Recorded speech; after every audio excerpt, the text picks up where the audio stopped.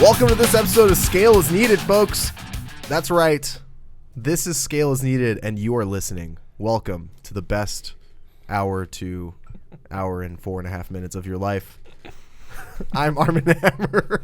Welcome to the best hour and 45 minutes of your life. We're going long today, everybody. We're going real No long. one's leaving this room until we hit the 1 hour and 45 minute And mark. none of us are wearing clothes. Mhm. Wait, no, we're actually recording this, Right. so Yeah. we're all just fine. But at the end of this time, we'll time it based on my pit sweat. If it works its way all the way down To the belt. to my belt line, Yeah. then we'll know we've been in here long enough. That's how you know it's working.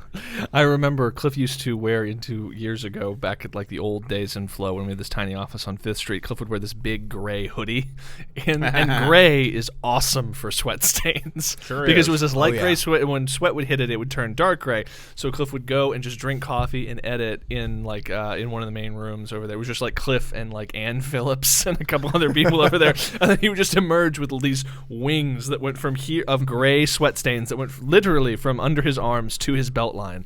So That's that was pretty fantastic. good. I That was actually that was the catalyst for the Christmas where Cliff got a stack of gift cards to various stores to buy himself Just like- clothes. It's like, okay. please buy a better hoodie.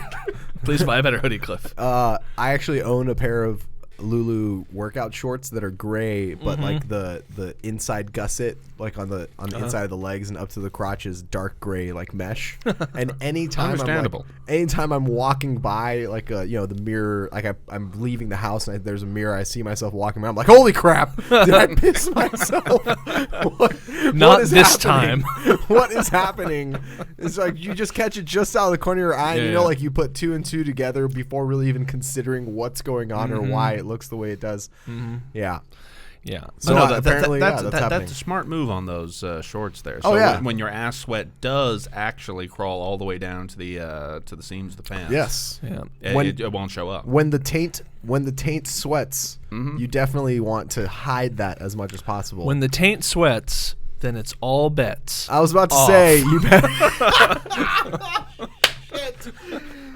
God damn it! I was like, I thought it sounded like I was gonna say something rhymey. When the taint sweats, and I was like, wait a second, I'm not clever enough. When the taint sweats, it's New York Mets. When the taint sweats, it's as good as it gets. There we go. When It's the as good as it taint gets. sweats, Benny and the Jets. nice. That Daniel might with the be save. the best contribution Daniel has ever had to the podcast. Dude, retire while you're ahead. That was fantastic. Just sign off. And Later, guys. I'm out. That's perfect. Yeah. So taint sweat is. I mean, really, is there any moment? What you guys? We don't take class anymore. We No. used to take class Because all we the know time, everything about CrossFit, weightlifting, There and isn't- fitness. There isn't anything to learn Yeah. anymore about fitness. We're for us. all white wizards now. Not What? the KKK ones, but like the Gandalf ones. That's good to clear up. Yes. That's a good Like, point. Yes, but interestingly, Ian McKellen, white supremacist, as it turns out. That's what you don't know. He's both. He's the rainbow. He's both a supremacist. British Shakespearean actor and a Southern race warrior. That's right. So That's right. he's both things. He's from London, Georgia. That's I've seen Apt Pupil. So Yeah. So is there anything more than that moment? I don't know what you just referenced. So I'm just gonna let it go. Is there anything? Bryan Singer's Apt Pupil, starring where he no, played no. a Nazi, I said I'm gonna let it go. starring rest in peace No. Brad Renfro. Who is Brad Renfro? Oh my God, You guys just Armen don't- is that young. What is going on here? And now Daniel is googling it. I for want to us. join all of our What is all happening? of our 30-year-olds in the audience out there in the world laughing Who at him. the hell is this He guy? was a big we pulled up pictures of Brad Renfro to explain. You know who he looks like? Brad Renfro looks like. Who's the actor he looks like? Who's in movies right fucking now? You know who he looks like? Skeletor, because he's dead. Probably. Oh my god. You know what he looks like? Michael Jackson, like halfway through the Thriller video. That's a good point. That's a good point. Yeah. He died in 2008. Yeah. Wow. Somehow I didn't know this. Brad Renfro Oh, yeah. died in 2008. What's the name of the guy who He was in Sleepers. yeah, and yeah. Apt Pupil. Oh yeah, Apt Pupil. There you go. Wow. Fantastic. Ian Yeah. McKellen was a Nazi. That was the What's whole the thing. name of the guy who That's how we directed reference. Bully? You know that guy. He's a guy who directed Kid. Click on Bully. You guys, I'm this clicking, is I'm the clicking. worst podcast that has Yeah, ever guys, you might want to. Down. Yes. You might Directed wanna by watch Larry this Clark. podcast. Yeah, Larry Clark. So Larry Clark, famous photographer and director of the film Kids, told some nutty Brad Renfro stories on the Bret Easton Ellis podcast. So now I'm just talking about other podcasts. Please But save our podcast by talking about other podcasts. he said that in order to, but my favorite bit was when he talked about he cast Brad Renfro in the movie Bully, and Brad Renfro was like a crazy heroin addict at the time or whatever, and so like he goes to pick up Brad Renfro to go to, and Brad Renfro's like, I don't know, I think I can do the movie. He's literally like bleeding from both arms from injecting so much heroin into God. himself, and he literally kidnaps Brad Renfro, puts him in his car, and drives to Florida from wherever with Brad Renfro in the car, while Brad Renfro is actively detoxing from heroin. So that's how Bully was made. So that's fitness related, right? Yeah. You know, if I had a better memory, I'd be able to tell you who Brad Renfro reminds me of. But instead, this is just going to haunt me for. That's the how bad remainder your of this movie podcast. knowledge is, Armen. Yeah. Not only Yeah. do you not know who Brad Renfro is, I you don't don't even know who the actor is. He's nameless Huck actor is from who Tom and reminds Huck. Again, you guys don't know you're continuing to reference movies. Not only have I not seen, but I have literally never heard of. Yeah. Never heard of it. I've heard of Sleepers. Yep. Haven't watched it. Kevin Bacon's in that, right? Yep. Oh, there you go. See, I know that. Yep. That's enough. That's how you can catch up. Play the Kevin Bacon game a whole bunch of times. That's and when right. people keep making up names of movies you've never heard. Actually, no, that's an excellent idea. Let's play the Kevin Bacon game with Armen and just start making shit up. Yeah, so when he He calls doesn't us know. out on a movie we've made up. All right, we've gone really far off. Yeah, we're like deep into like just we spent nearly 7 minutes talking about So the thing about Brad Renfro is heroin. Not even once. You hear that? All right. Not even once, children. All the children listening to this podcast. Anyway, so Once is probably okay. you should try it. You should not knock it until you try it. not the scales needed official position. The official scales needed position Is not on even heroin once. is don't knock it till you try it. Listen, guys, college is about experiences. Yes. And so You know, you might be able to lump in a handful of experiences with your first experience with heroin. oh yeah. Yeah. Yeah, like horseback riding. Bareback riding. Bareback riding. Ick. Uh, Got sticky in here. Yeah. That's the sweat. That's the pit sweat. All right. Bringing it around full circle. Hey, so I was in the gym yesterday, and you guys were there. We were. Was it yesterday? No, Monday. Monday, yeah. Monday was butt stuff day. Butt so stuff day, Monday, yes. Monday is deadlift day, butt stuff day. Happened to run into both of you guys at the gym there, and it was very fucking packed. It was so packed. I mean, it felt like there was 100 people Yeah. in that room, and every single one of them was doing something completely different. Completely fucking different. There was a moment where I was over by the pull-up bars for the second half of my workout. I just looked back at the room where like every 5-foot bit of space was some person doing something, and I was kind of awed for a minute by how much activity. Like I wanted to take out my phone and just record it because it was just a mass of humanity just all doing their own thing. It was crazy. It would have been like your moment in American Beauty where he just films the bag. Isn't it the most beautiful thing you've ever seen? Yes. Yes, it is. So and- Equally as random and pointless. Exactly. well, much like life itself. Yes. That's the point I think we're all trying to get to.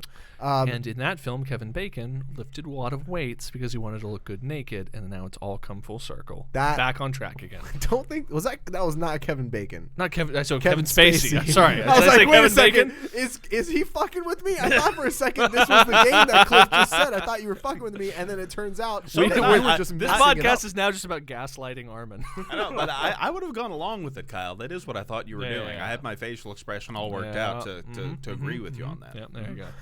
Anyway, so I realized that everyone was doing something differently because I posted a video of myself doing glute ham raises, and someone commented like, hey, there's 35 people in this shot and every single one of them is doing something different. And I looked and it was like, yeah, there's 5 people, Cliff included, stretching in various ways right behind me. There's like someone doing Bosu dumbbell squats. There's like another person doing deadlifts, another bunch of people doing like dumbbell incline bench and stuff. And I thought to myself, where the hell are all these people coming from? And why are they exercising? And I don't know what the answer to that question is. Like, how does a normal person find themselves in the gym and like, you know, I don't, is it an app? Is it like, do they Google it? What websites do they end up on? Do you have any insight into this? Like, could you give me any fucking insight as to how this massive humanity ended up in? That's in how the far. gym? That's how far into CrossFit, the world of CrossFit, you are, Armen. Now, where you're just like, I can't even conceive of what would bring someone to the gym unless you were being programmed by a coach. I don't understand it. Yeah. Well, that's the thing is, I think that what's interesting to me about the gym that we're in is that it's a big open box with like some pull-up bars and some weights and some stuff, which I think is a little confusing to some people, but most people who are in there seem to have some sense of what they're doing a little bit, or at least have a goal. But I think that was one of the things that sucked about the old Globo gyms things was that there was just all the sea of machines. So you would just see people just feeling like they could just spend a duration of time in there. Right. So they would just wander from, you do this machine for a while, and this machine, and this machine for a while. But I don't know. I think that maybe it's because it's nested within that bouldering project. I don't know. I have no idea. I don't know. Cliff, any insight here? Which just why are there Like, so how? How do people end up in the gym if they're not doing something like what we're doing? I don't understand. I literally cannot wrap my brain around it. I get where he's going. I do get where he's going. There is a semi-religious obligation people feel to be in a gym as a part in their preconceptual notion of what leading a good, healthy life consists of. They get their information about what to do in the gym by random internet articles and such about various kinds of routines. Most of what you see people doing in the gym is vaguely bodybuilding based. Yeah. Right, and so that comes from Arnold. We talked about that. Yeah. I guess that makes sense. Arnold, but it's all that stuff that's the easiest stuff to do, and it's what's most widely proliferated in the culture. With a slight, I would say that the other thing is goals for most people are purely aesthetic, but they don't even think about it in terms of that being a goal, because it's like, why else would you be in the gym if it not to look slightly better for your to have bigger muscles and less weight, with the slight caveat that because our gym is nested within the bouldering gym, it's probably people are also going in to try and increase their performance at rock climbing.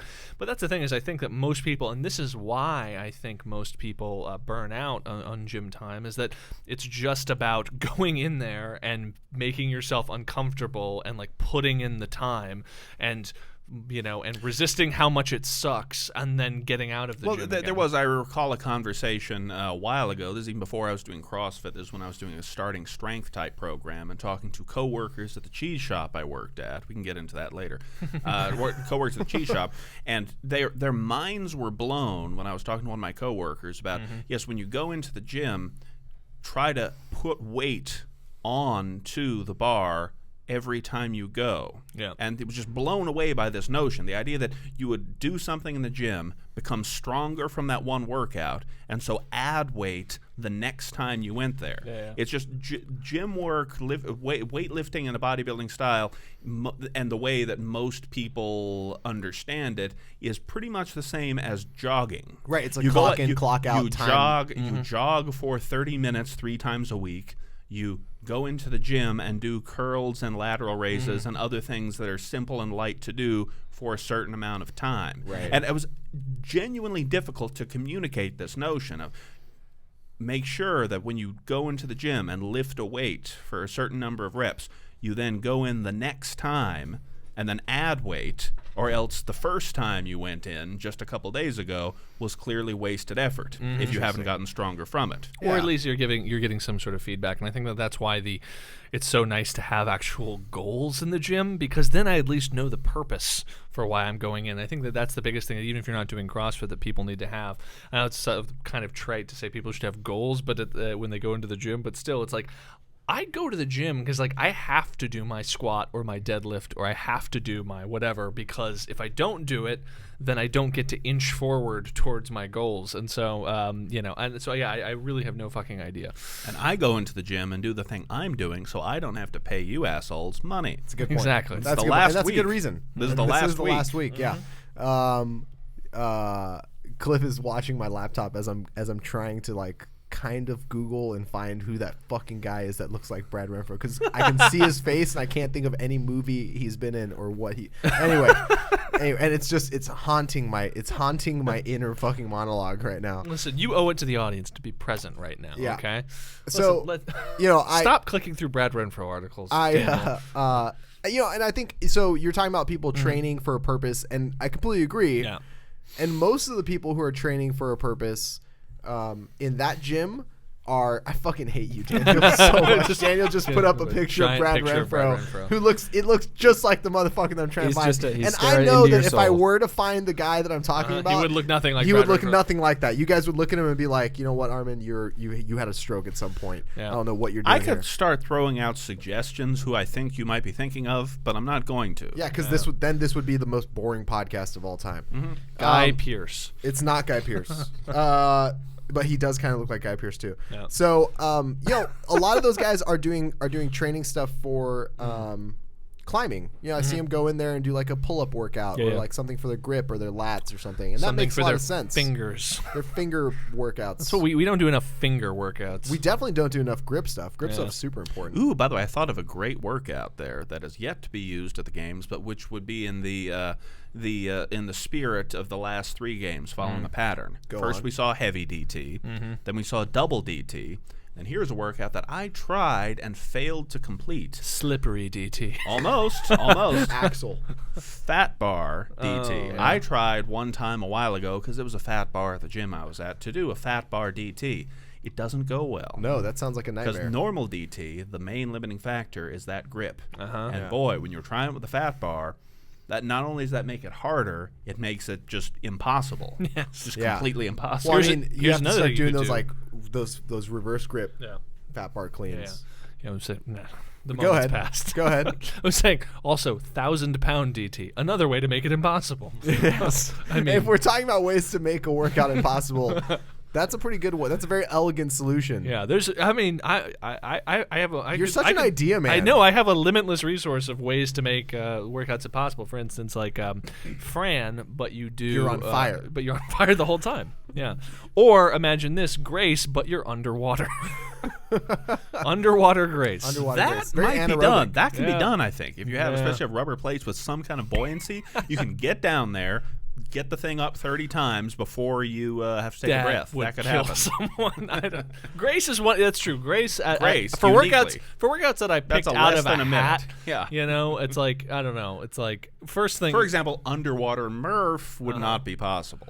Yeah, but the amount of energy expenditure reduces one's ability to hold one's breath from probably a couple minutes to like 10 seconds maybe. Because like if Dan Bailey goes down to the bottom of a swimming pool with a barbell, and assuming he's anchored such that he can clean it. Well, here's the thing also. The Anchored with padlocks, not released until he finishes the workout. But is there any kind of buoyancy that bumper plates would have under? Because No, it has drag. It actually makes it harder to lift. Okay, interesting. So the 135-pound bar, it doesn't feel like it weighs 135 pounds. It just has a ton of drag. Yeah.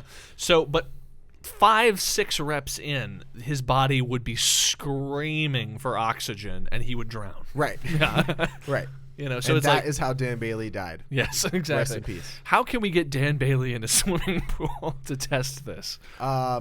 Yeah. I don't know. Here's what I'm gonna do. I'm gonna pretend like we finished that part of the conversation. I'm just gonna pick up in the middle of another conversation that we may have been having at this point, fitness related, of course. So I realized something actually while we were working out. It may have been yesterday. Yesterday I did cleans. Yep. And I thought to myself, you know what, Armen? 4 or 5 years ago, you were CrossFitting. You were kind of like you were still doing some weightlifting stuff, but it was mainly CrossFit stuff. And your cleans were really strong. You cleaned a lot of weight. Felt really good. Weightlifting was a big part of your fitness, and you felt like you could just do anything, and everything was getting better. So that way should continue going, right? That's how things should be forever. I should be able to just do pretty much anything, and everything should continue to improve. And that is the mindset with which I've been approaching all of my training in a very long time. So I think to myself, I'm doing a lot of jiu-jitsu. I'll probably get a little bit better at CrossFit by doing jiu-jitsu. I'm doing a lot of CrossFit. I'll probably get better at weightlifting. Yeah, definitely. Doing some deadlifts. I'll probably get better at jiu-jitsu and weightlifting and CrossFit at the same time. And I thought to myself, this is perfect. Let's clean some weights. I'm going to clean real heavy. It's going to feel nice. you guys, didn't feel nice. It didn't go heavy. It felt heavy. It didn't go heavy. It just felt fucking heavy. Yeah. And it's not. It doesn't work that way. No. I can't do something and get better at everything anymore. And I don't know where that switch happened, and I'm having a really hard time dealing with it. That's the thing is that I think also as you get older, you're going to have to continue to just narrow your focus to the one thing you want to be okay at while everything else falls away. That sounds kind of really difficult to deal with, guys. I don't know. You know what, Armen? It really has been. I don't know how to do this. Okay, so Armen, there was a time when I could do muscle ups. Yeah. Okay? Yeah. Well, I mean, you weighed a little bit less that's then. over forever. That's never going to come back. Not forever. That's never going to come back. You could get muscle ups back. That is impossible. I would have to lose quite a lot of muscle mass to do that. I would have to lose. There are big men who do muscle ups. Sure, but those guys naturally possess bigness and strength. I only have bigness. That's it. Bigness. My strength to weight ratio on everything is garbage. Just total fucking garbage. Like for a guy, I should be twice. If I were as strong as even like a guy who finished 100 spots out of regionals at in the Open, then I would be deadlifting 750 pounds right now. But I'm not, because I'm bad at fitness and strength, and I have no genetic gifts. I have a lot of drag is what I have. It's like you're underwater. It's like I'm underwater all the time. The Stay Puft Marshmallow Man is your spirit animal. Exactly. It's delicious. Yeah. So how did your cleans go? I mean, so it was hang squat clean plus squat clean to a heavy set. And I got 255. Okay, that's all right. Which is fine. Yeah. It's not great. It's not terrible. But I was expecting to do slightly better, maybe, closer to 275. As you get older and your body begins to fall apart, there are some movements you will like more because they're the only movements you can do. And some movements are going to fall by the wayside. Any form of squat clean is just going to be one of those movements that'll slowly fall by the wayside because there's so many joints that hurt when you do that heavy. Yeah. So many potential things that give way. I don't understand it. I don't understand at what point my body stopped making everything better and started just making one or two things the bagels. Slightly better. It's the Wednesday bagels that are It might be. Yes. It might be the Wednesday bagels. Yes, you need to take some turmeric. I need turmeric shots in my life. Yeah. So I don't know what's going on there. Yeah. I don't know, man. I'm with you, but like just much further down that path of just like I guess these are the three things. Well, I can do here, for example, many years ago, I had an ideal notion of what if I had unlimited money and resources, which seemed impossible because I was living on $12,000 a year. What my ideal workout schedule would be. And I was like, okay, I'll be doing CrossFit every day, obviously. But then, in addition, because I'm really into mixed martial arts, I'll also be doing jiu-jitsu every day, and then occasionally kickboxing as well. Right. And then I found myself when I acquired not unlimited money and resources, but like a human amount of money and resources, and arrived at a gym that was both a CrossFit gym and a mixed martial arts gym. Yes. And I had an ideal schedule worked out in my head where I would remember when you attempted the plan. Where I would CrossFit every day, and then 3 days a week I would do jiu-jitsu, and 3 days a week I would do Muay Thai kickboxing on top of the CrossFit I would do every day. You know how long I was able to maintain that? 2 sessions of jiu-jitsu. No. I was I jiu-jitsu'd for like 6 months there, but I think I got just one week in doing that. Yeah. And I think the one perfect week where I arrived at the end, the last CrossFit workout on that Friday was the CrossFit Total. And the CrossFit Total, where I lifted with Kyle on that. This is the time when I was strong, you see, when my squat was close-ish, like wanted to get up to 400-ish pounds or something. Not all-time PR, but was near that, but I got up to 315, squatted once, done. 1 rep, and then Kyle was very Kyle was very confused. There, it's like, come on, he did 5 reps. There, it's like, come on, why more weight? It's like, nope, done, all done. Everything is very tired. Yeah, I actually, the problem is he got to the bottom and then just shit his pants immediately. But it was all just dust. Actually, no. Here to get more specific, and this is what you're going to start. And feeling. 1 rib bone fell out. It's like they picked it up and says, "This isn't mine." And then nibbled the burnt ends off of it. That's right. But no, actually, this is something I've noticed when overtraining happens. Overall systemic overtraining. The feeling isn't weakness. The feeling isn't tiredness. The feeling is suddenly all joints hurt all together, like all of them, in a very non-specific way, and just not able to do anything. And so certain movements are okay with that, like dumbbell overhead presses. I can do those when I'm 70 years old, and I'll be jacked as shit with boulder shoulders. Yeah. Movements like squat cleans, I don't see myself doing those anytime soon. Yeah, I've never had the issue with all the globalized joint pain that you've dealt with. For me, various kinds of muscle soreness have been issues. Obviously, injury has been an issue, but thankfully, my joints have been rather lubey, aside from my one bad knee. That one bad knee made up for the rest. Yes, that's right. Yeah, you guys average out to about the same amount. About the same, yeah. Yeah. Speaking of overtraining and that type of schedule, first on overtraining, my experience with overtraining is basically like complete and total CNS like chaos. Mm-hmm. And I used to. Have I guys told you the paper ball trick? No. So or like tape ball, just like trash trick. Mm-hmm. So I used to work in a gym constantly. Mm-hmm. There's always stuff to like pick up and throw away, and so I had this little test that I would use to make sure that I was generally firing okay in terms of my CNS, and it was very simple. It was like toss a piece of trash into a trash can, and that is a simple task, right? It's very difficult to fuck that up monumentally. Yeah. I'm not good at that, right? I'm not particularly skilled athletically in the hand-eye coordination department, and so it's not like I'm fucking nailing 3-pointers Kobe from across the gym every time, but I understand my norm. And so when there was a day, like I'd pick up my trash, ball it up, Kobe it, and it just fucking flies 3.5 feet to the left, that there's something misfiring during on that day. So that was like my very simple first impression that something is going to to You were like Tom really Hanks in Saving Private Ryan. You looked at your hands; it was shaking, holding that exactly. The compass. It was the exact another Steven Spielberg movie references. It was like the water in the cup as the T-Rex is approaching. Right, I could sense something was going to be going wrong very soon, and that was like my first inkling of when I was reaching that. But my experience with overtraining wasn't overall joint soreness. It was like mainly I couldn't sleep, I wasn't hungry, and you were like 26% gayer. Like all of a sudden you were like, God, look at that dude. I mean, wow. Like I bet he works out a lot. I'm not into those boobs aren't as interesting, but you know what I like? Dicks.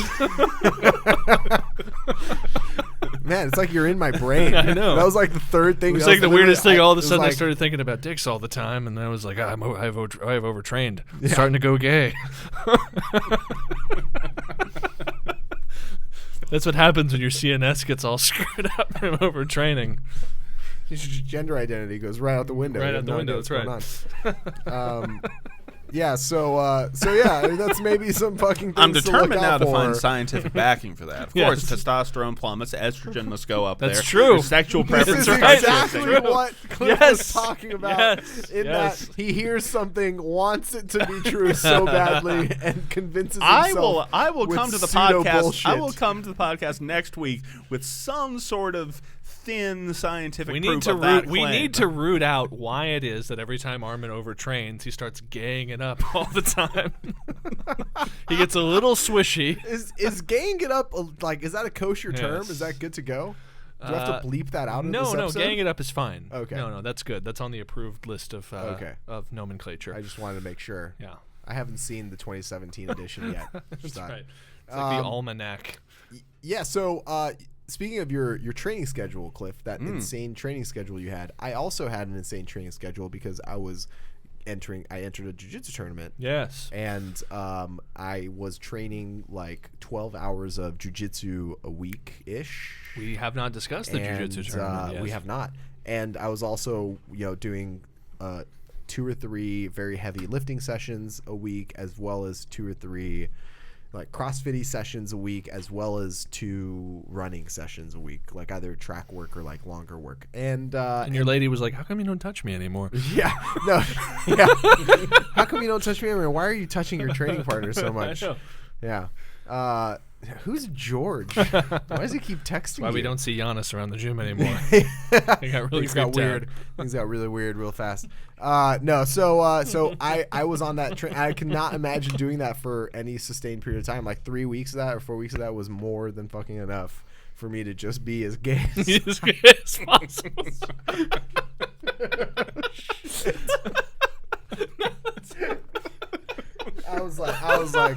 I was listening to Elton John. Yeah. I got a Karma Chameleon tattoo. That's right. By the second week, it was just things were getting real wild. But your predilection for Lululemon just remained right on. That didn't change. It just held steady the whole less time. Lululemon after all that time. May have just kind of like thinned out my closet a little bit. So the jiu-jitsu tournament happened. Yes. And did you beat up an old fat guy? I didn't beat up an old fat guy. Yes. A young fat guy. I wouldn't say he was fat. A thin old guy.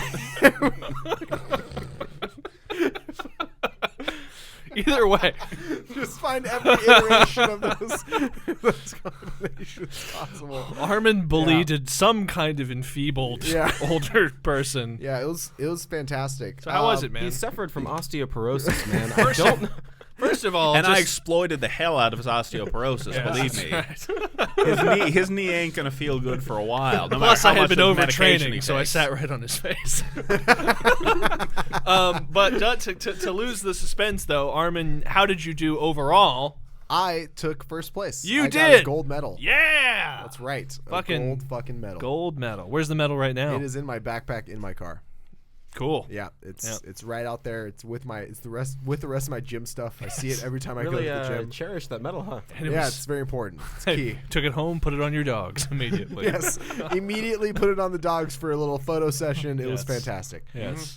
Yeah. So I've got to say it was like the most terrifying experience of my entire life. Really? So I don't know if you guys have ever been in a fight before. Yeah, it's scary. It's scary. Did you just be honest? Did you well up once, just a little bit, just your lip quivered, a little bit of pink around the bottom of the eye? So what was the difference here? Because you roll was in so class mean. every day. Yeah, I do. We spar all the time. I spend a lot of time sparring. Yeah, but it's different when someone's coming after you. It's really his fucking friends. different. Yeah. I spar with people who are members at my gym. Yeah. They're teammates. You know what I mean? Like we work out together constantly. I understand generally that they don't want to hurt me, and I don't want to hurt them. Yeah. And none of that was the case here. Yes. So one, I was in a weight class. I was already in a weight class heavier than I should have been. I should have been, like, if I really wanted to compete at, like, what my body type is, I would have lost a few more pounds and I would have competed as a middle heavyweight. But I signed up for the heavyweights, which was up to 208, which I never was going to meet anyway. And then I ended up being bumped up to the super heavyweights, which goes up to 222. And you weigh in 3 minutes, like a few minutes before your first match, and you get one shot at weighing in. So they have a practice scale there, and I was just like fucking around. There's no way I was gonna be close. And I weighed in for the 222 pound weight division. I weighed in at 198. What? Okay. 198. Yeah. So I was 24 pounds low, and I was like, whatever, that's fine. And I had what I would now call a false sense of confidence going into the day. I thought I was ready. I thought I had done everything I could to prepare. Yeah. And I think I did do everything I could based on my understanding of what was going to happen. And here's what happened. The first match, I'm like feeling good. I look at my opponent. he's kind of like shorter, kind of fat. He definitely is weighing out his 222. And I was like, this dude's probably pretty strong. I don't want to get under him. He's going to be like putting a lot of pressure on me. This is going to be like, I can stick my game plan. I got to take control of this early. And, we walk out onto the mat, shake the ref's hand, shake my opponent's hand. The ref immediately is like, in Portuguese, combate, like fight. And my heart rate skyrockets. I went from like, I've got this to like 200 beats per minute. And then suddenly you go, time out. The same exact moment, adrenaline dump. So my legs feel they're made of fucking lead. And I'm just like, oh God, this is not how I wanted this to feel. I'm thinking, Armen, you were denied the opportunity that we had of competing in Taekwondo tournaments way back Right, I'm when. sorry, I wasn't a Texas State champion black belt Taekwondo as a 14-year-old. That's my bad. But this was like 9 or 10. Yeah. It was not, I'm sorry, not that as old. a 9-year-old. Plus, there's a lot less stress involved in those things when everyone else only comes up to your dick height. yeah. Which for Cliff is his knees, by the way. Yes, I mean, his knees. Which is True, really awkward when you overtrain. Yes, that's right. yeah. So that first match, and by the way, I'm telling this story as not. Cliff would just from- punch him from across the ring like Dalsim. Yoga fire. yeah, like legs and arms extend. Like that's about the range difference between him and those kids. They just had to run around a ring and then get obliterated. Cliff may as well have had a bowling ball on the end of a chain and swing it in a circle around his head. They had no chance. Cliff may as well have been driving a forklift at them. Cliff was like the boss of a fighting game. Just twice the size and angry. It was like the end of Streets of Rage. It was when the big boss showed up and just pulls out a Tommy gun and starts firing at the kids. That hardly seems fair. Well, he had a growth spurt. It's not his fault. I'm imagining the child who had like the flush of courage to just like run at Cliff and just slams into him like a wall. I just got a memory, a flash from one of the thingies I won where it's like They cried so hard after. Hold on, not after. As I remember that one of the things I won where there was this kid where if I punched him in the solar plexus, he would. So I kept doing it. No, where I punched him in the solar plexus and he would let out this little. a little yell. And I remember I did that. I did that and heard the reaction. I was like, okay, that's clearly working. So I did that many more times. This is the same thing that Gerbil did in the forest yesterday. Oh fuck. Oh wow. And in that moment, Cliff realized that maybe there are things that exist outside of his own mind, but he doesn't feel one way or the other about them. Cliff's experience in TKD as a 9-year-old is like Albert Camus' The Stranger. Just no understanding of other people's existence. He would retire to the woods where he had a refrigerator and where he would keep small animals in it. And eventually they would stop kicking. Good job, Cliff. Right. So I was outsized. My heart rate skyrocketed. I realized I was holding my breath. My huge adrenaline dump. And the very first thing that happens is opponent grabs my collars. And I like pop off his hand from the collar, but he grabs my sleeve and then does what's called an arm drag, which is basically he like twists and throws me onto the ground, like using my momentum. I'm moving towards him. He grabs me and throws me on the ground and like launches himself onto my back. So he succeeded in throwing you on the ground. Oh, he succeeded, all right. He succeeded, and I'm only remembering this, by the way, because I watched the match. I've watched it like 3 or 4 times to see what happened, because I don't remember, like in the moment, I don't remember any of it. Like it finished, and it was like this really crazy come down. Anyway, so like he throws me onto the ground, grabs my back. I'm like just barely able to like turn myself around to face him. I lock one of his legs in my half guard, and from that point on, he's like basically trying to crush me to death. He's like pushing his like elbows into my throat, like shoulder into my face. He's like trying to get his leg out. And for the first like 90 seconds of the match, this dude is just fucking ruining me, just wrecking me beyond anything I expected. I remember thinking there was a point at which I like popped him up. I like kind of like tried to attack him real quick to put him on defensive and get a better position. And he like slipped out of it and then got into a better position than what he was in before. And then in the process of that pushed me off onto like the edge of the mat. So the referee like stops it for a second and then we reposition in the middle where we were. And as I'm walking over to reposition on the ground, the thought to my head was, you fucked up, Armen. You are in deep water right now, and this is not how you expected this is not to as go. fun as I was hoping it would be. And I was like, there was a moment where I was like, why did I do this? Like, I was not ready for this. No. I did not expect this. I'm not ready for this. And it took like a solid 2 minutes of the round before I was able to kind of like shut that voice off, turn it back down, like calm down to the point where I could realize what he was trying to do and actually begin competing against him. Actually start jujitsuing instead of like, oh God, like curling into a little ball. And, so I was able to, throughout the match, so he scored 2 points with that arm drag. And he scored 2 points with that arm drag. And I was able to cause a couple wrestling scrambles, and in the process of the wrestling scramble, like I got into a position where I was on the offensive and he was like on his back, and I just started smashing the shit out of him and took mount, which gave me 4 points, and that was what I won with. Okay, so that first so match I points, won by points. Yeah. I won 4-2, and I had no idea. Like I literally had no idea because.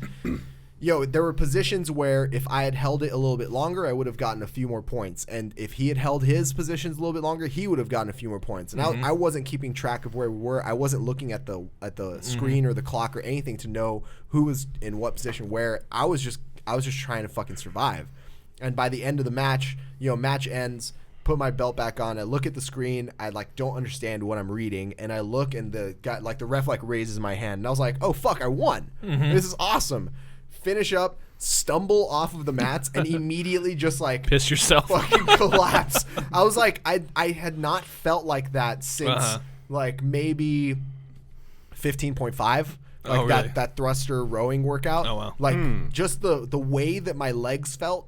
Conditioning wise, my heart rate was really high up, but like I hadn't been. When you get a big adrenaline dump, like it can feel like acid in your That's quads. It what can feel it like was. lactic acid in your quads. That's like, what it was. I've been like driving like 85 down the highway and then like seeing a cop and be like fuck, and then he doesn't pull out, and then a minute later like my legs shake, and then all of a sudden my legs hurt like I just did 200 squats. That is exactly the feeling, right? Yeah. That's and exactly it's just the thing I had. shock of just like damn it, and then like the huge adrenaline dump and it burns. You know? So I was trying. I've not had that. Oh, I've had that before. I was trying my best to recover. It's because you're a sociopath, as we established before. It's the puppy lasted 3 days in the refrigerator. Generally, police don't come to the. He nearly got away from me one time, but I got him by the paw. The southern accent really makes it so much better. I just put him back in and said, "You're a good dog. Now quiet down." It's really disturbing. So I spent a lot of time. That's all right. The cat was still in there to keep him company, though she made a lot less noise. I'm just picturing like cartoon dog like shivering in a refrigerator next to a dead cat. Yes. It's like, we'll get out of this. We'll get out of this, buddy. We'll get out of this. Oh man, now it's making me sad now. And then the dog realized that in order to keep himself warm, he had to start eating the cat. Yes. The cat wasn't quite dead yet. No. That's he just had to take it there. Just whatever is wrong with him is just right leaking there. out. So, but the good thing is, no, his quads don't hurt when he sees a police Right, that's officer. the key. Well, no, He has no adrenaline dump. What I've learned is that you have a weakness, Armen. Even though you're fit, if you're just scared, just a little bit, you become useless. So Yeah. now I know how I can take you. Yes, yes. You scare me first. Cut to Armen in a refrigerator, just staring at the cat. Talking to the cat. It's okay, buddies. We'll get out of this. Mittens, we're gonna get out of here soon. So Just eating the cat. I was lucky enough to be in the first round. And so I had almost 20 minutes to recover, which is good because I needed every fucking moment of that. You know, I spent like 5 minutes sitting on the ground trying to remember who I was and what I was doing. What was the first thing there. you said to Katie afterwards? The first thing, well, aside from like, yeah, I won. No, the first thing I did was like, I need water. Like I made like the I need water thing, and she like rushed over and brought me some water and brought me like my shaker, which had like some Gatorade and protein in it, so I could try and recover a little bit. And I like kind of smiled at her like, yeah, like I did good, thanks, like I got this. And she like walked away, and I sat down and I was like, how do I fucking get back to normal? I don't understand. I don't know. I didn't train for this aspect. Like I didn't train for like fucking a gigantic adrenaline dump and going back to normal. And so I kind of just like sat down and tried to like breathe and like not focus on anything and just sort of like shut off for a second. And that helped a lot. This is your nom. Yeah. It was. You just wake up really all sweaty in the night. Well, Jiu-Jitsu regionals, white belts. It's funny you should say that. It's funny you should say that because watching that first white belts match, coming out of the trees.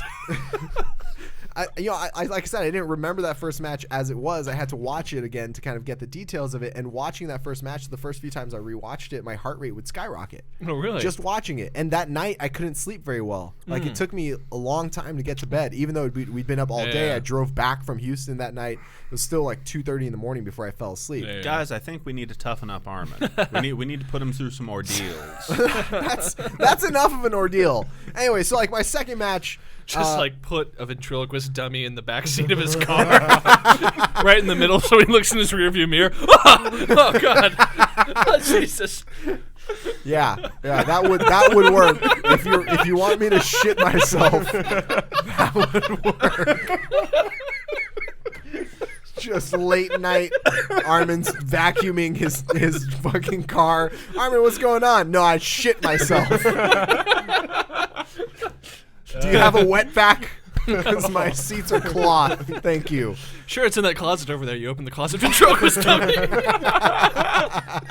God, it's back. Yeah. So like, you know, I kind of had that moment in my first match. So then my second match, I thought to myself, I've got to fucking take control of this from the get-go. Like I can't let this guy take control of it. I need to be the one who sort of like takes control. And so my thought process going into what was Reed telling you before that match? Reed was instrumental to my victories. Oh, really? 100%. Reed was just running around screaming "Jiu-Jitsu is happening" the entire time. There was too much jiu-jitsu. It was overload. Reed, for those of you who we've brought up many times on the podcast, he is our flow grappling guy, so he's our jiu-jitsu guy here. Reed's voice and Katie's voice were things that I could hear through the crowd. And so, you know, when I was in a position, like I was defending something, Reed would yell, "Underhook with your left arm," and I would try and underhook with my left arm. And it was really good because I wasn't seeing what he was seeing. I was seeing, like, you know, a monster trying to take my soul.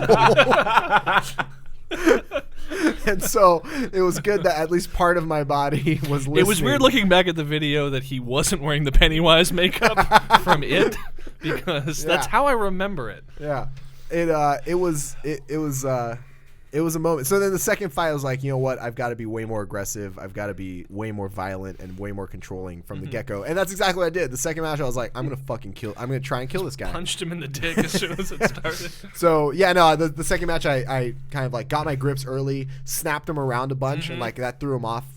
So he tried to pull guard, like jump on his back and like pull me into his legs. And if you look at the video, he was 75 years old. He's in my age group. Yeah, he was 66 maybe. So and he's this guy named Jake Schwartz, by the way, who has this big old ginger beard and a bunch of tattoos. He's like former military guy. World War II vet.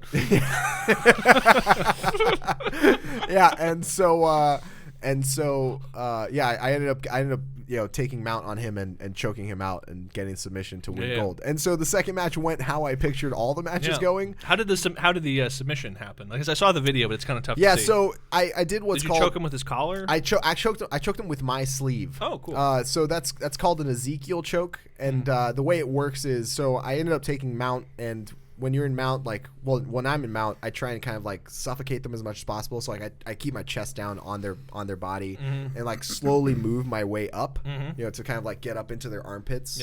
And so what that does is it puts me like really high up on their chest. Like I'm sitting on their chests. Like it's hard for them to breathe. They can't really fight, and it puts them in a disadvantage. And so in that process, as I was working my way up to that position, I like had my arm slipped underneath his head. And so he's flat on his back. My arm is behind his head. And the Ezekiel choke is with the arm underneath your head. That hand is going to be the helping hand. You grab onto your sleeve, and then you take your hand and basically slide it across their face and into their underneath throat, their chin, into their throat. And it's this. You're just doing this move. Oh, he's just pressing. So grab the sleeve so I have some leverage. Get it across his face and under his throat, and all that was happening was pull in this direction and go up in that direction. So you're kind of knife hand the outside edge of your hand. So you're digging it under their chin. I'm knife handing it into his throat, and it's very effective. And I was not gentle. all I could think was like, I have this opportunity to submit this guy. I don't want to be here for 5 minutes. I don't want to be here for the whole match. So you just went hard right away. I was like, I'm gonna kill him right now. this is like the only thing going through my head is like, I need to be as violent as possible. And so I really fucking cranked it. Man, I was having flashbacks to Iwo Jima. That's fucked up. I sunk it in and I cranked it, and I really kind of like pushed it in more and more, and finally like I felt like I sat all the way up. And when I watched the video, I only really like gave a little bit of movement in there. And he tapped, and it took him like 15 seconds to stand back up. Really? He was like, I got it really fucking way deep in there. You were the kid who played too rough. I mean, I think listen, he was fine. I actually interviewed him afterwards for Armen Fights a Bear, which, you know, I guess could be construed as me being a dick or something. But either way, so he was a really nice guy. You were sitting in a taller chair for no reason. He was a really nice guy, and you know, I definitely went a little ham on that submission, but I was not going to fucking let it go. I was like, this is gonna happen. Knowing all of this about all of your emotional trauma does help me. I watched the video. I haven't watched your video blog yet, but I watched the video just of that match when you posted it online, and I remember just noting that the moment the submission happened, I was expecting to see like exuberant, happy Armen stand up and go, "Yay, I won!" Because like it's Katie and Reed were there. I could hear them off camera, and instead you just stood up and your arms were like, you looked like you had just gotten out of a car accident. You were just bored stiff, arms at your sides, no expression on your face, just looking around, and then you wandered off and just fixed your gi and came back. No celebration, no anything. How relieved were you that it was over? I remember I was like, it was like this furious pride that I felt. It was like this fury that I'd sort of like lived through this thing, and I was really proud of the fact that I'd been able to like actually finish and submit him and take gold. But that was the only way that I could celebrate at that moment. Like the only thing my body knew how to do was like get angrier. Like it was like fist clench, jaw clench, like face like all scrunched up, and just like, like that's the only way that I knew how to fucking and my brother even he screen capped it and he's like, "Why are you so angry? Like you just won." Yeah, like why are you so pissed? It actually confused me because you got up and you looked so angry. I thought, wait, did the ref stop it? Like, isn't that? And then like they raised your hand, and I was like, oh, why is he so mad? I was so like just emotionally, I was like in such a weird. It was just such a crazy.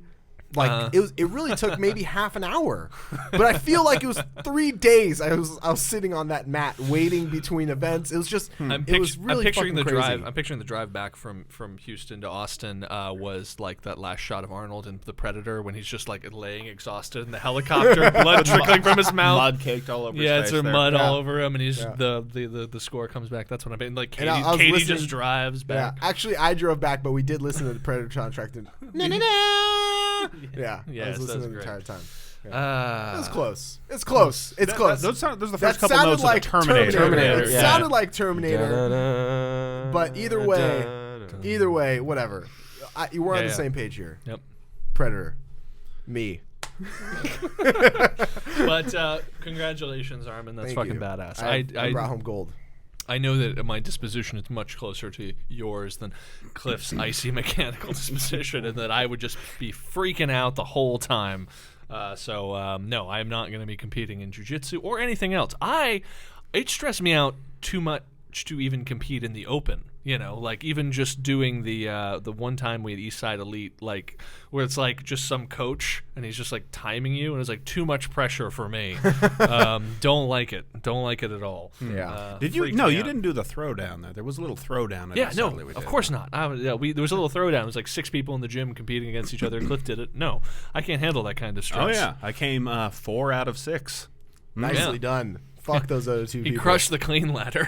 Oh yeah, exactly. He beat all of those 90-pound runners. That was exactly it. It was like everyone was little and no. Oh, that's the thing. Yeah. We go into a CrossFit gym. They're most people are starting out. The thing they can't do is lift. The thing they can do is run. So the clean and jerk ladder only went up to 245 pounds, and I was like, heh. And so just for no one else made it to the 245-pound bar, but just for the fun of it, I did like 7 reps in that 1 minute there. So that was fun. I enjoyed that. Yeah. Nice. Yeah. So it did not help me. No by the bonus way. points. No for bonus that. points for doing 7 reps there. And so I have not signed up for another jiu-jitsu tournament. Will you sign up for another jiu-jitsu? I imagine I will. Yeah. I imagine that will happen maybe a little bit down the road. I don't think I will be competing enough for that like car accident feeling to go away. You know, like my understanding, I was talking to Chase, who works for Flow Grappling, and Chase was saying that feeling doesn't go away unless you compete like every other weekend. Okay. And I was like, there's no fucking way I'm putting myself through that every other weekend. There's no chance in hell. But you know, there's the IBJJF has tournaments in San Antonio and Austin throughout the year as well. So, you know, maybe we'll do those later on and we'll see how that goes. But cool. Right now it's the Open is coming up. Yes. And gotta kind of like participate in that. That'll be You fun. don't have to necessarily.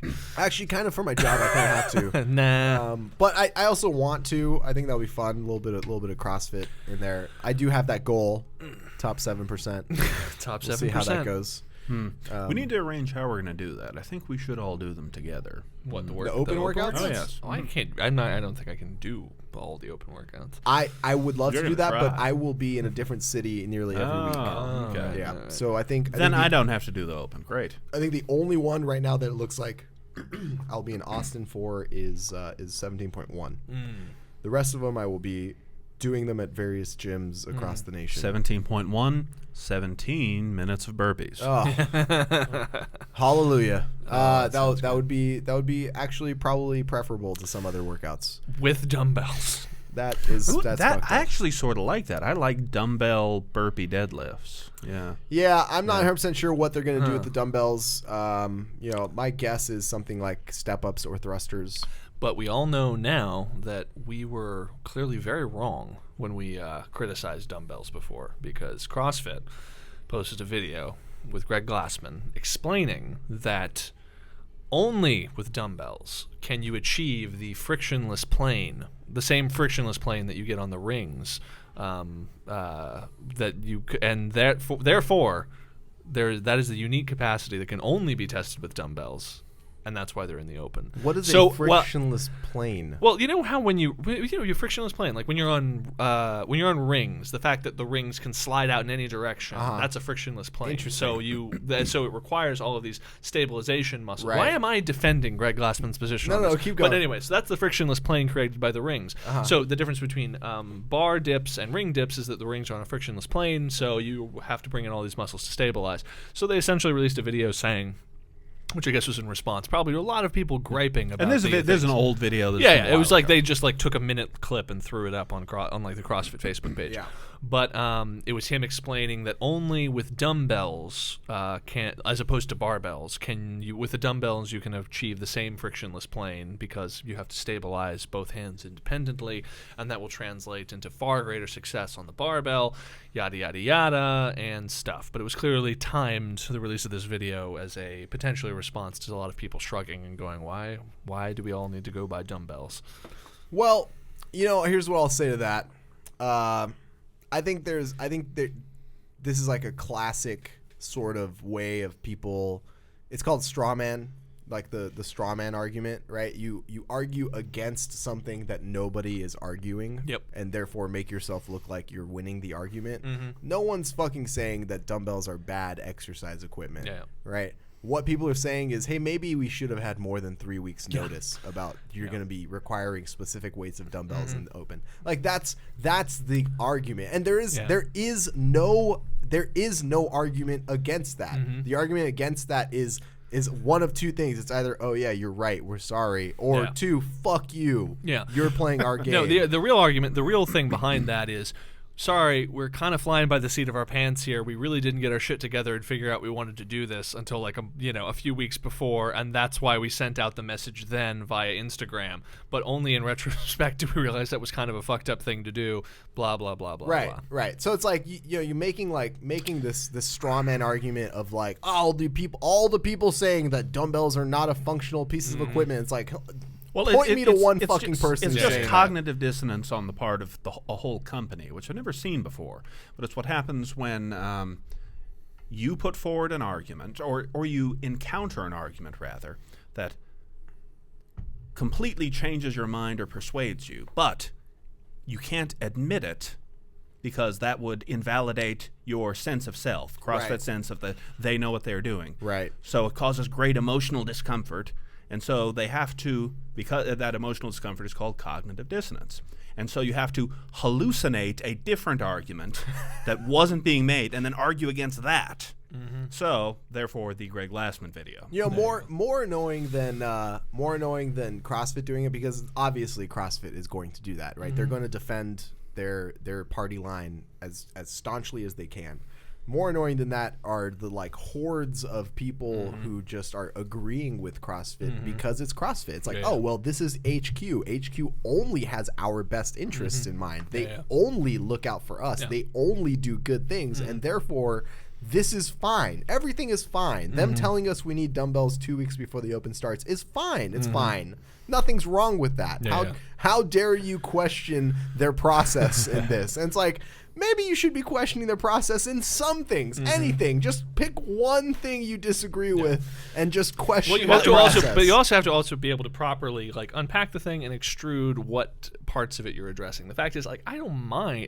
They're probably right. They are right about the fact that like dumbbells are a unique piece of training equipment. People probably should be using more dumbbells. Blah blah blah blah blah. But at the same time, you have to be able to extrude that from the fact that if you wanted to include them in the open, which does create a burden on people, gyms that are not traditionally outfitted with them, it would have been super awesome to either button that down 6 months in advance and give people warning, or realize that, it sucks that it's only occurring to us now that we want to really include those in the open, so maybe we should wait till next year. Here's a process that should be instituted. It's a very ancient process. It was an annual tradition with the emperor of ancient Samaria, where at the end of each year, he would compete in a CrossFit Open. Exactly. At the end of each year, he would submit his score to try and make regional. At the end of each year, he would take a puppy and a kitten and put it in a refrigerator in the woods. But seriously, no, because it's going to get funny quick. I'll tell you, it's going to get funny. It's not super serious. But this is real, though. The emperor gets his authority from embodying the god Marduk. And every year, in order to renew also his a sweet authority... metal band. Exactly. The emperor was taken out of the city walls, stripped of his imperial garb, had to get on his knees and confess to a priest all the way in public all the ways in which he had not been a good Marduk that year. And every time he confessed a thing, the priest would smack him with a glove, and he'd have to continue confessing all the ways in which he had not been a good Marduk. And after he'd finished all of his confessions, then his leadership would be renewed, and he'd get to be emperor again for another year. But then what would he do? Well, there are lots of other things. Then he'd have sex with a ritual prostitute and all that kind of stuff. Goddamn right he would. Don't leave that out. You're burying the lead. So what I'm saying is that every year before the new CrossFit Games season, Dave Castro has to strip naked, get down on his knees, and confess all the ways in which he's been a bad CrossFit Games director this year. Yeah.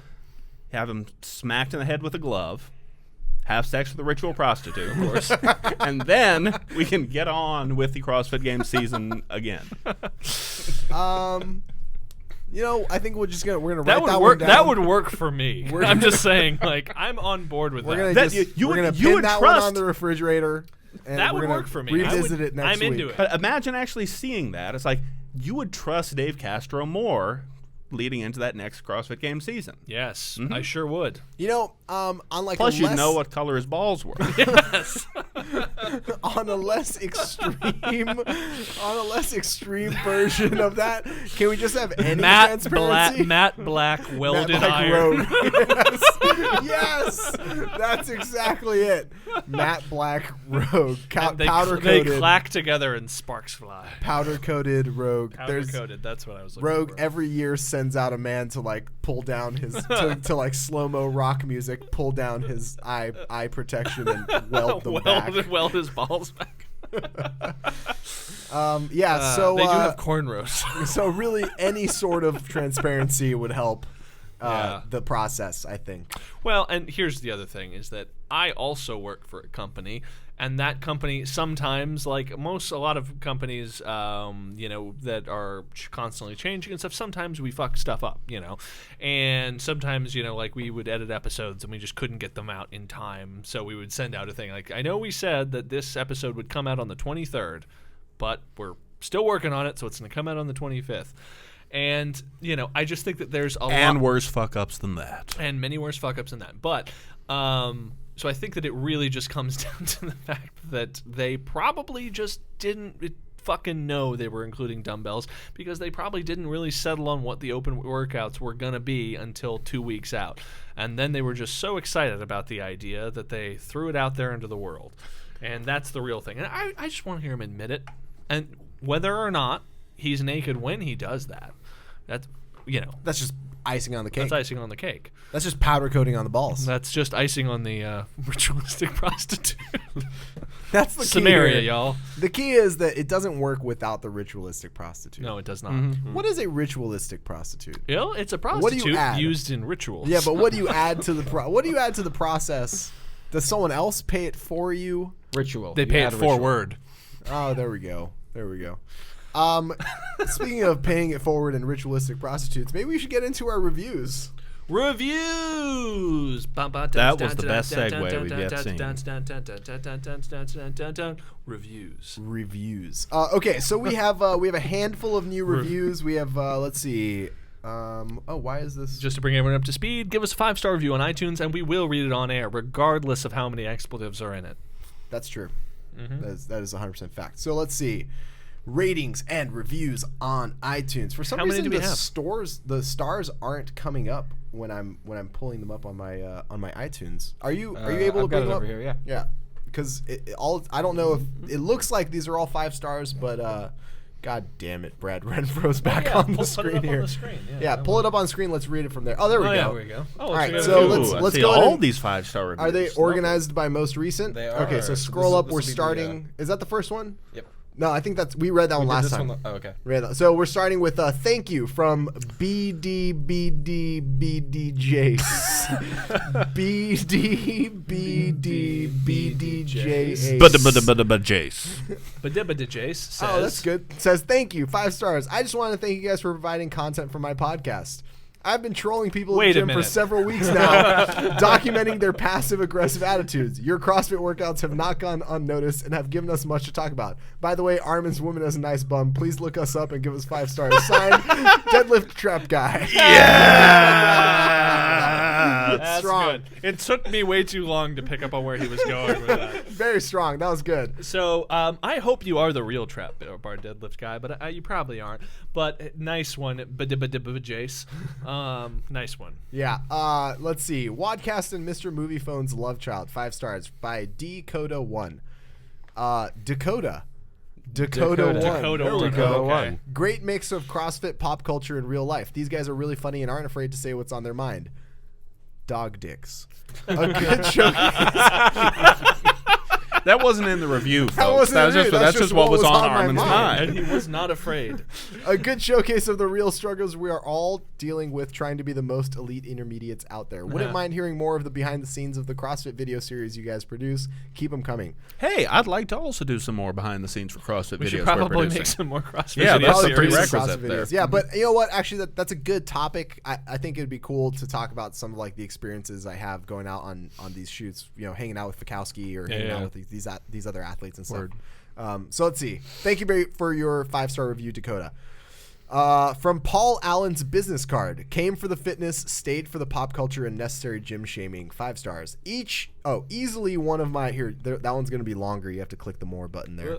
Easily one of my favorite podcasts. Currently a member of the Husky CrossFitter crew. So it's great hearing about fitness from people who love working out but are not taking themselves to a douche-tastic level of seriousness. That's a great word. I'm pretty douche-tastically serious. I just don't have the douche-tastic results. I just also have moobs.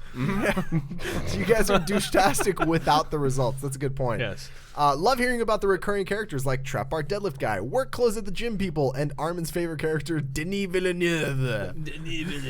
My bad behavior in the gym. I got a guy who wears toe shoes and uses Oso barbell collars and makes sure to mark all of his barbell wads as RX Plus because the collars he brought adds an extra pound. What a motherfucker!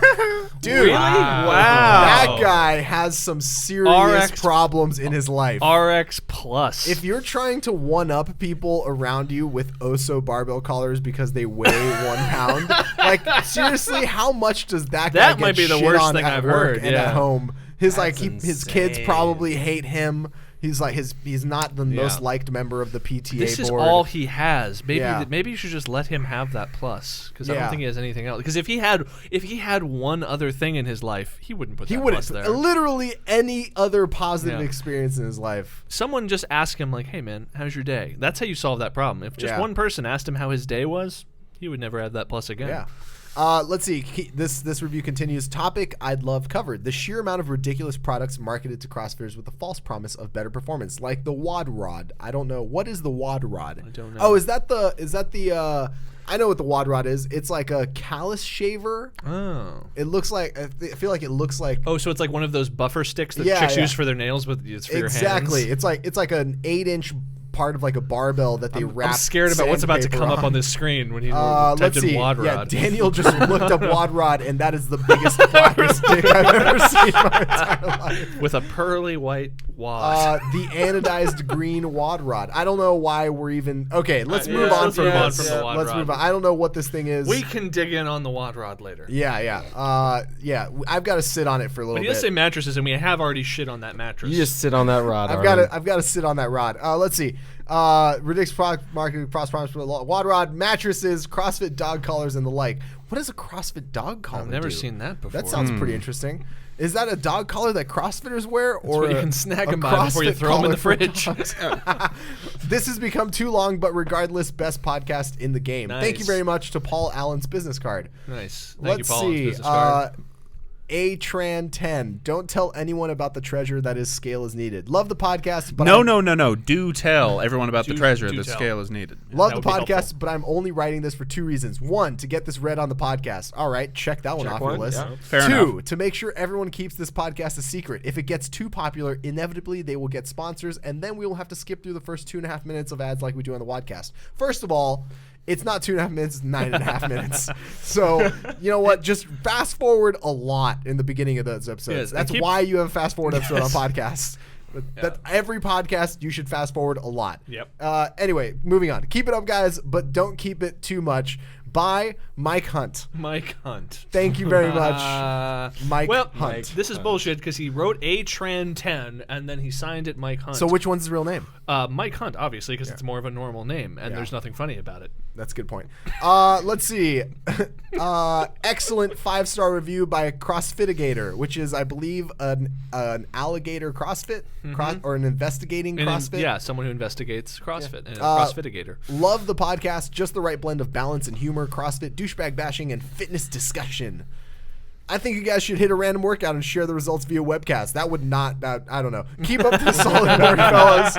P.S. Please keep bashing Trap Bar Deadlift Guy. Yeah. I didn't see him in the All gym. of us. Yeah, we I've haven't yet to seen see him him since we So I talked feel about like it. I think he's learned his I think he was a fucking lesson. January guy. He just came in and out. But I would say that all of us hitting a workout together would be a lot of Armen working out and a lot of Cliff and I with our hands on our knees breathing really, really hard. And it doesn't matter what workout it is. It really would doesn't. be like that. It would be just like that.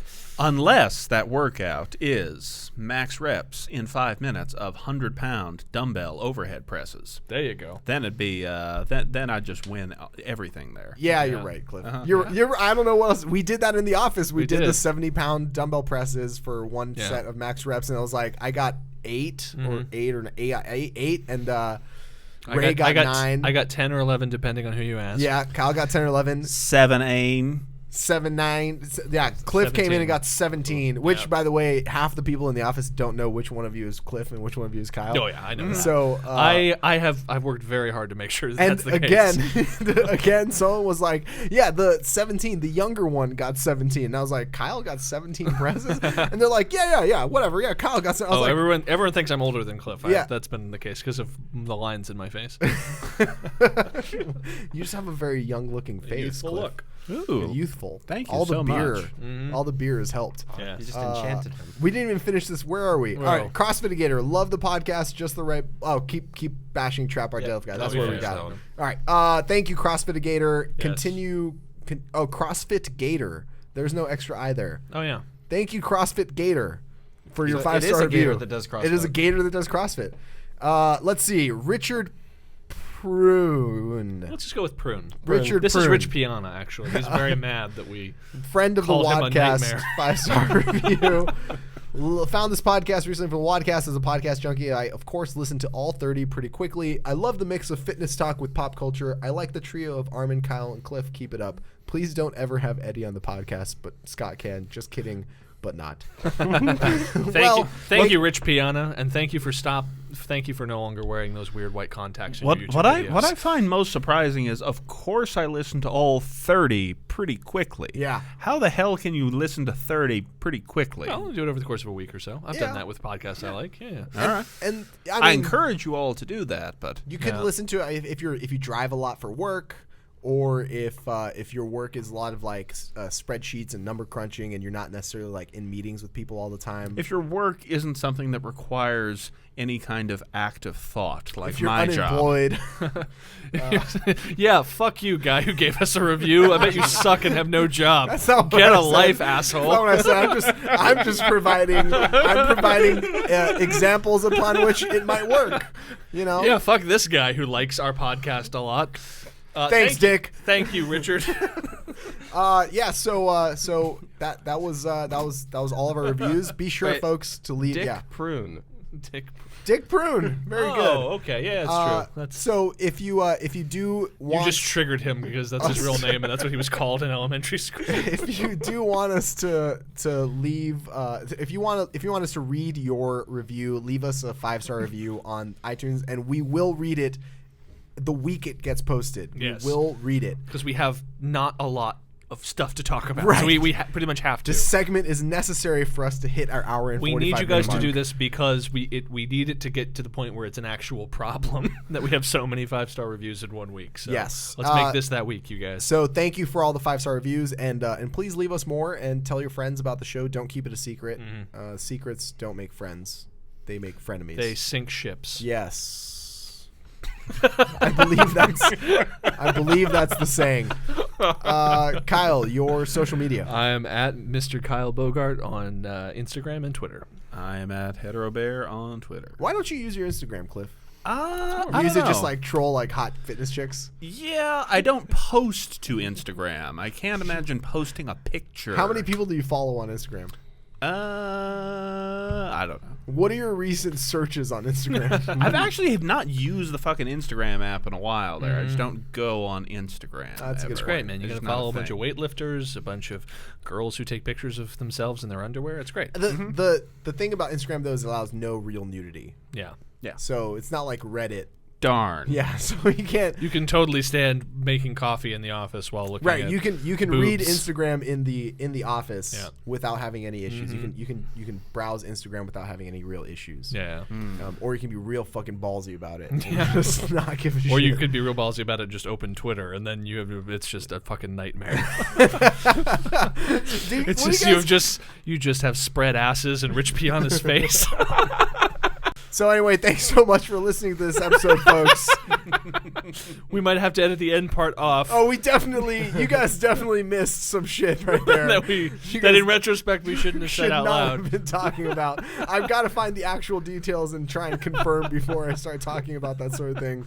But you know, just imagine you heard something really funny and disgusting. Yeah, So laugh more on it that up. next week. And thank you so much for listening. So we will catch you next week. Later.